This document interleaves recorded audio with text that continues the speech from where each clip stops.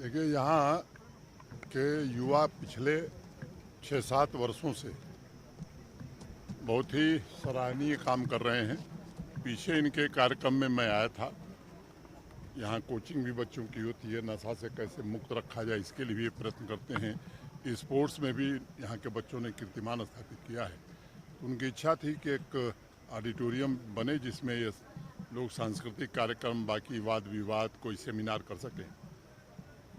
आज मुझे लगता है कि माता वैष्णो देवी की कृपा से वो दिन, शुभ दिन आ गया है। आज काम का प्रारंभ हुआ है। मैं उम्मीद करता हूं कि 1 वर्ष में काम पूरा हो जाएगा।